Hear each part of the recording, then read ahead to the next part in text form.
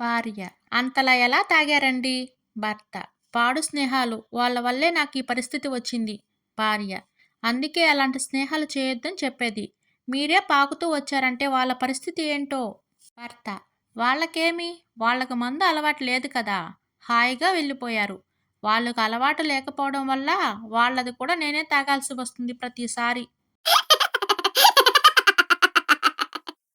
కొన్నేళ్ల కిందట ఓ మహిళ తలపెట్టిన భయంకరమైన తపస్సుకు మెచ్చిన భగవంతుడు ప్రత్యక్షమై ఏం వరం కావాలో కోరుకోమన్నాడు. స్వామి, నేను లేకుండా నా భర్త గడపకూడదు. ఇంటా బయట నేను ఆయనతోనే ఉండాలి. నాకంటే ఆయనకేది ముఖ్యం కాకూడదు. నిద్రపోయేటప్పుడు నిద్ర లేచేటప్పుడు నన్నే చూడాలి.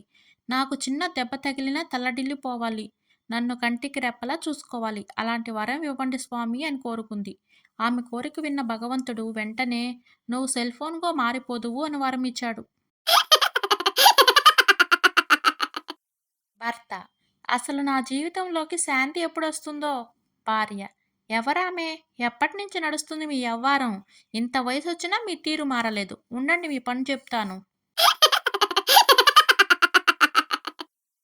సూర్య: విమానం కనిపెట్టింది మగవాళ్ళు. టెలిఫోన్ కనుగొన్నది మగ సైంటిస్టు. రైలు, కారు, ఇంజిన్, కంప్యూటర్, రాకెట్ ఇలా అన్నీ మేమే కనిపెట్టాం. మరి మీ ఆడవాళ్ళు ఏం కనిపెట్టారో ఒక్కటైనా చెప్పగలవా?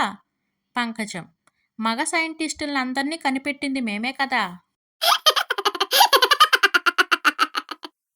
రవి: ఏమైంది వాణి? ఎందుకు ఏడుస్తున్నావు?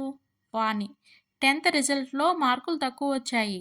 రవి: ఎంత పర్సెంటేజ్ వచ్చింది? వాణి: 99.9% వచ్చింది.